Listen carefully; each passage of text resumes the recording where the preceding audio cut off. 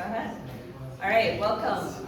Hello, my name is Joelle Dietrich. I teach digital art here in the art department and also in film media and digital studies.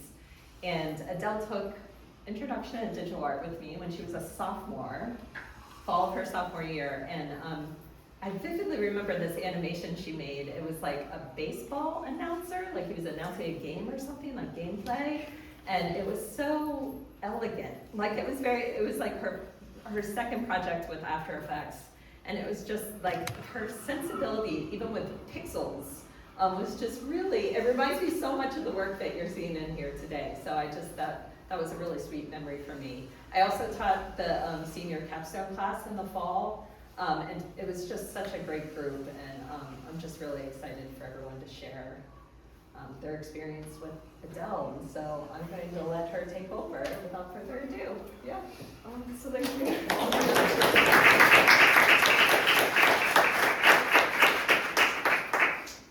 So thank you, Joelle, for the introduction. And then I also wanted to say thank you to Leah and Marissa, even though right now they're out of the room. And all the gallery interns, especially Natalie, for all the help with setting up the show.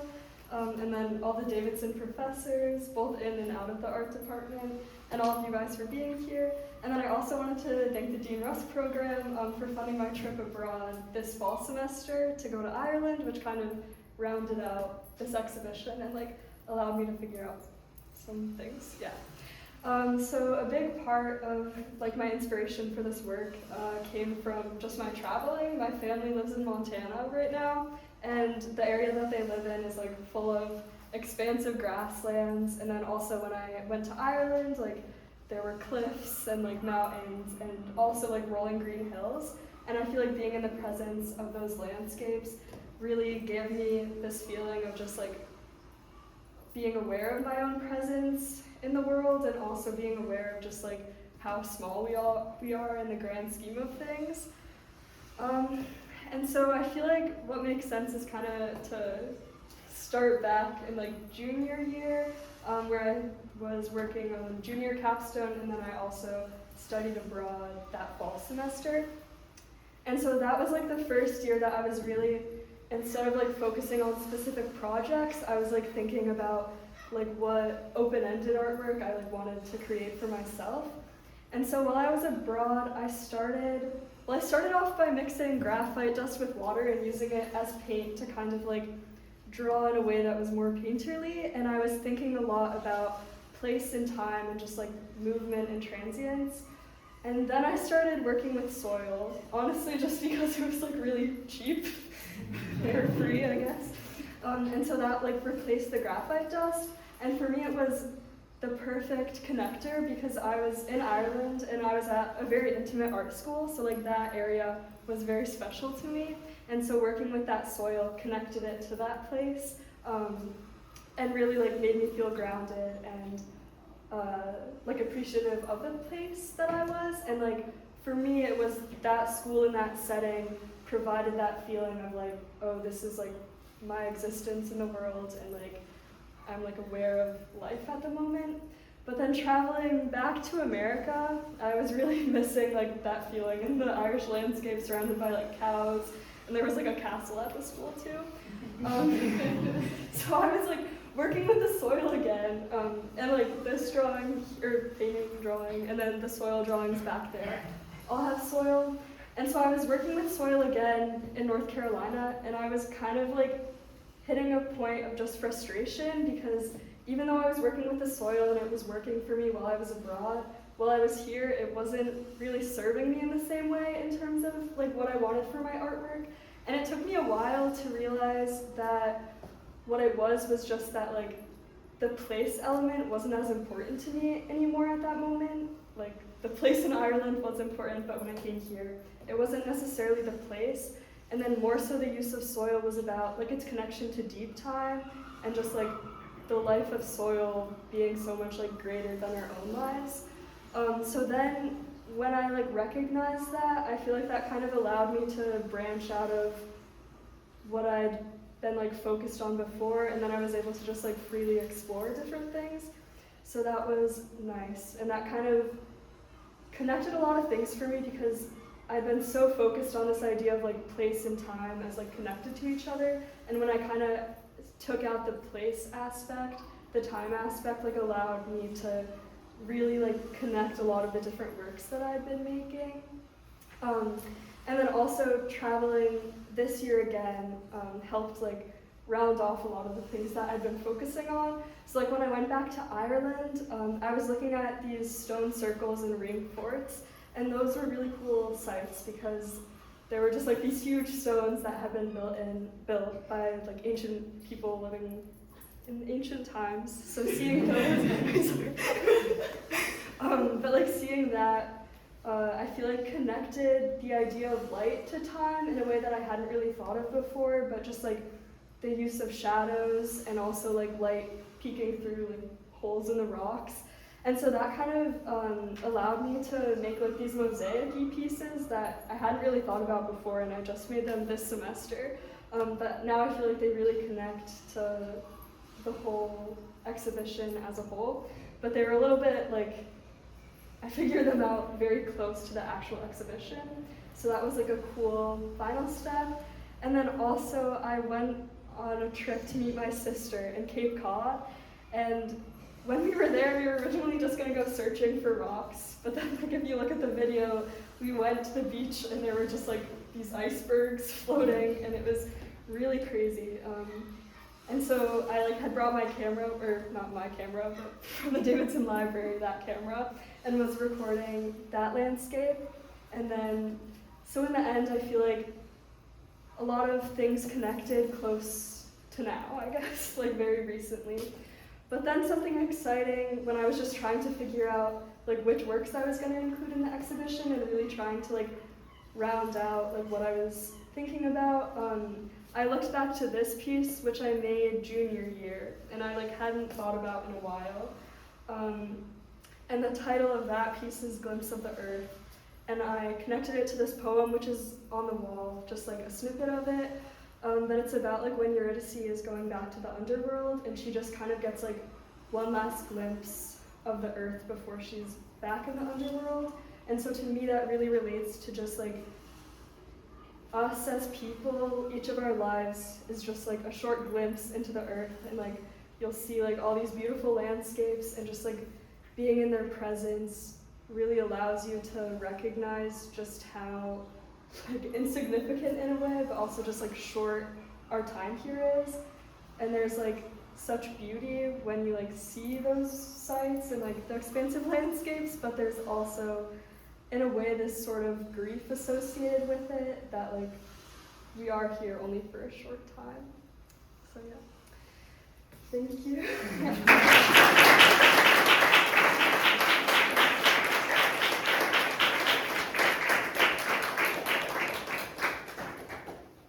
Any questions about that? Yeah. Thank you for that. Yeah, so the soils from different places I find just really interesting. I'm curious about the like tactile experience, the physicality of different soils from different places, like interact with the composition or affect it in any way through the process. Yeah. So I think most of the soil up right now is just like from Davidson. Some of the soil drawings on the wall have a little bit of soil from Montana mixed in. Definitely like color is a big difference, like depending, I mean not just the place, but like the area too, and then like you can get lots of different color soil. And then, yeah, like I feel like it is interesting because just like the type of soil you're using, like grounding it up sometimes is like very different, and like some of the soil's a lot finer and some of them isn't as much. And like when I first started using soil when I was abroad, had been mixing it with water, but I was really only using like finely ground soil because that was the only thing that would act powdery enough to like use as paint. But then during the last semester in the fall, during the senior capstone, I was working with the plastic paper back there, and then was mixing gum arabic, which is kind of like a glue solution with the soil. So then I no longer needed it to be so like finely grounded, and then it like allowed for much like cooler textures and like thicker amounts of soil to be on the paper. So yeah. Hi, Adele. Could you talk a little bit about the painting behind you? Yeah, so this was actually inspired by the Wood Loop, which is like a little path close to the Byrne College of Art, which is where I studied abroad. And so this piece, like while I was walking, there was just like an opening that like over a brick or over a stone wall, like it kind of like opened into this mini landscape. And so I feel like in a way it's like portal-y in a sense, and to me that just like relates to this idea of like kind of us like appearing into the world and then like fading out in a way. And so this kind of like in-between state, or like kind of like passing through and like peering into the surroundings around us. So I don't know if that helps. It's lovely. Thank you. I'm just curious if the piece that you have on that wall with the soil, were they created individually or as one piece to be intended to be, put in an exhibition as a one whole piece? Yeah, so I kind of did them in like groups a little bit, because what I did was make the solution of like the gum arabic and the soil, and then I would like dip some of the papers in and kind of like play around with the movement of the mixture as like a liquid in a sense, and then I would let it dry and then draw back into it. So I did like a couple of batches of that, and then I didn't really think about while I was making them like how exactly I would display them, but kind of like I feel like towards the end of last semester I had just been like putting them up on my wall in a similar way, though it was just like masking tape instead of the pins. But yeah, so then at that point, I kind of like had that idea to have them as like a whole piece, and so from there, like I kind of like picked and chose like a couple of them, or not a couple, but like the ones that I felt were like most cohesive or that I liked the most, and then just put them. To create that. That's beautiful. Hey, I have a question too, also about these, which I love. Some of them have like bits of scraps and little bits of writing. Were those scraps of things you had done, or do they have anything? Yeah, so there's like two pieces to that. One is that for some of them I'd been using like notebook paper that I'd written on, or like for some of them I'd been writing poems that, well, I have to give credit to my older sister over there, because she like she like helped me a lot with just like sending me poems that were really helpful and kind of like inspired a lot of my work. Not necessarily all related to this exact theme. But yeah, so I've been like writing some things down and then just kind of like ripping them up and using them in the background. But that also kind of connects to like the language aspect with the paper, and the way like I liked how the notebook paper worked, because when I like dipped it in the soil glue mixture and then put it on the paper, the letters kind of like got faded a little bit, and some of them are like behind the page, so it's like a little harder to see. Yeah. And so like one thing about language is I'm also like a classical studies major, and then I'm also doing research with Dr. Flaherty about Nicaraguan Sign Language, which is one of like the world's newest language.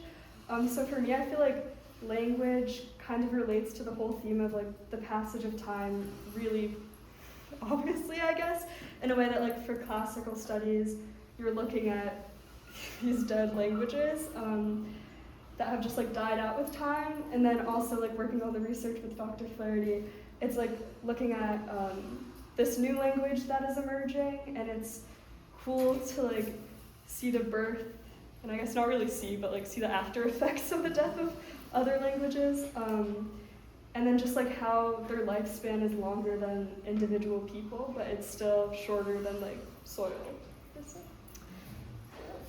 Yeah. Thanks for sharing with us. And I'm really curious about that bird. I really love it. And I'm kind of curious about what kind of inspired that. Like, was it based on a real bird? I'm just kind of interested in your process. Yeah, so actually while I was abroad in Ireland this past winter break, there was like a little robin that flew like into the window very close to me. And that was kind of like a special moment. And I feel like for robins, in like Irish and I guess like English too, like folklore, like robins are kind of associated with being like messengers, kind of like from the underworld, or maybe not underworld, but like from like the other world in our own world. And like there's also the saying of like when a robin is near, or I don't actually know the right words, but like when a robin is near, a loved one is near, something along those lines. Sorry, Mom. I don't remember it exactly, but yeah. So that was kind of like a moment, and then I made the bird from that. That's awesome. So, okay, I want to say I love all of these. Your artwork, it draws you in, that you feel emotions, and I feel like each one, I'm going into a different little story. I usually write my poetry, and they're inspiring me. In fact, in my last writing group, I actually quoted from you and gave you credit. It's when I look at that one, what you said about the underworld, I also see it. It could be when someone is leaving the world, coming through the birth canal. And I just feel like you have just captured art, but in a way that evokes feeling and stories. And yeah, it's beautiful. Is it going to be for sale or something? I'm not kidding. Well, you're my grandma, so you might get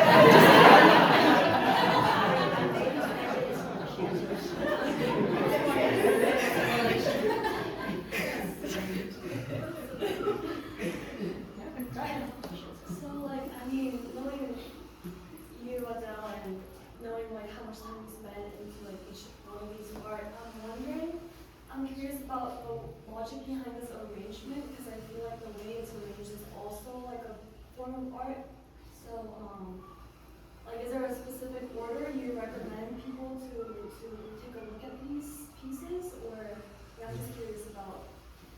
Yeah, so I guess that kind of connects, like the past 3 years I've been working at the gallery and just like working alongside my boss. Like she has, she just like teaches us a lot about like the space of the gallery, and a lot of times she kind of says, kind of like start around this way, and like a lot of times you kind of have like a statement piece almost that kind of like brings people into the gallery space, and then like usually they end like over here in a way. So I feel like in that sense I kind of had that in the back of my mind. And I wanted the projection to be in this room, but it was a little tricky because it's like a little faded, you can tell, just because like I wanted other works up too, so like I needed the lights on. So then that also like changed a little bit of things where like I kind of like worked around the projection, and then yeah, I feel like in my head I kind of had it like circle around and then kind of like end with, I guess it was like the first piece that I had made in this exhibition, but it was like the last piece that I connected to it.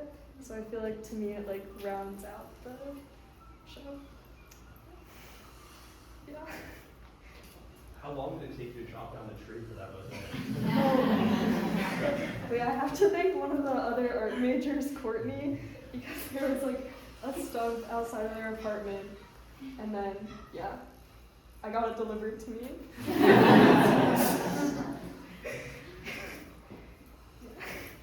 I don't know if you wanted to talk a little bit about like, you know, the role experimentation kind of like plays in your practice, just because you're working in like so many different forms, like, you know, you have like the drawing behind you, you do like, you know, sculpture, and then like the digital work on like the wall, just kind of like what you've learned from that, or like, do you want to talk about that?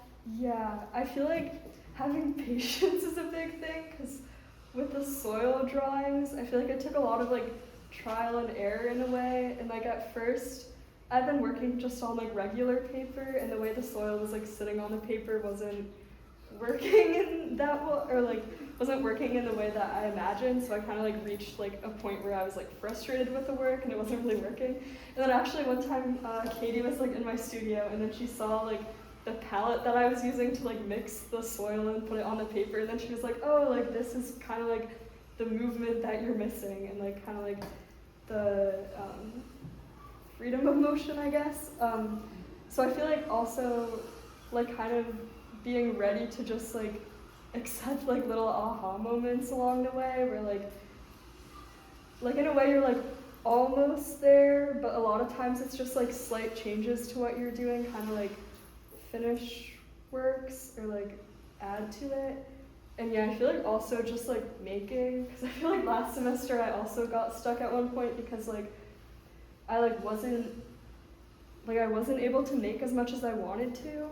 And then in a sense it just kind of is like once you force yourself to start making, you're kind of also like forcing yourself to think about your work differently and just create. And a lot of times that like helps answer a lot of questions. Yeah.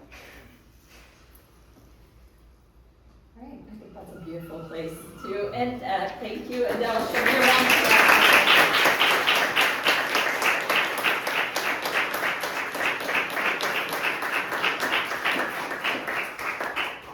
Thank you.